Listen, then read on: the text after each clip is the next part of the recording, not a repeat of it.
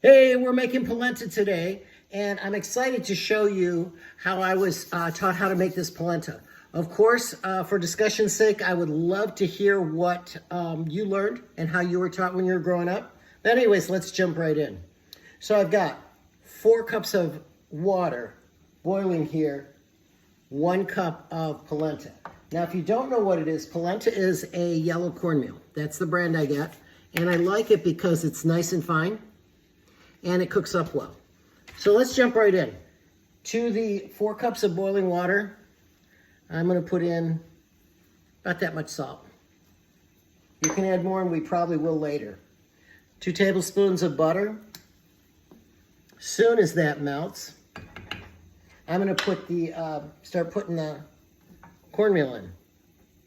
And for this, I've got kind of a ceramic lined pot, so I'm using a plastic whisk. So all I'm doing, what I like to do is I like to stir it up like you see, and then slowly start pouring in the polenta. This way, this steady stream and doing it this way keeps it from lumping up. Now also, once I get this in here, I am gonna turn this heat down and just keep stirring. Now the one thing that I meant to mention, so I've got 4 cups of water, 1 cup of the cornmeal. It's starting to thicken up, but always keep another cup close by because this can thicken up just like that. And if you're not ready for it, it will get too thick too fast and you'll be scrambling to get that water in there, and that's when it gets lumpy. But this is working out perfect. This is nice and creamy just the way I want. I'm gonna keep stirring this. This will go 5, 6, 7 minutes. Okay, this is coming along great. Look, this is what you're looking for. I want it to be a little bit thicker. I did not have to add any more water, but I did add some additional salt. So I'm just gonna keep stirring away, and when it's the consistency I want, be back, and then I wanna show you how we're gonna serve it. So the polenta is ready. I've been stirring it away. It probably took 7 minutes. It's a lot less time than normal, and I've turned it off and let it cool. This is what you want, this thickness. Now comes the fun part. I'm telling you, Grandma used to take her big board, put it in the center of the table, wipe it down with a little bit of olive oil to protect it from its staining. And then what we would do, here's the fun part, pour this right onto the board. Let me know if your family ever did this. Pour it right on the board and spread it out. I'm using a smaller board because there's only a couple of us. My mom and dad came from very large families, so they were always trying to feed a bunch of kids. So I like to smooth it out like this. Get all of it.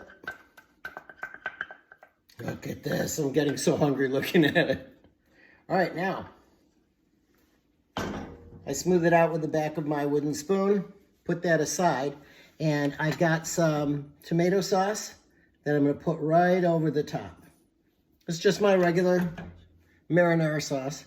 And the thing would be, so they were trying to feed so many kids without a big budget. It was the Depression. So having the polenta was a good meal, and it also was pretty filling. But what they would do is they would take the meat and put it in the center. So that the idea was you eat your way to the center where the polenta was, or where the meat was, and that way by the time you got to the center you were pretty full. Look at this.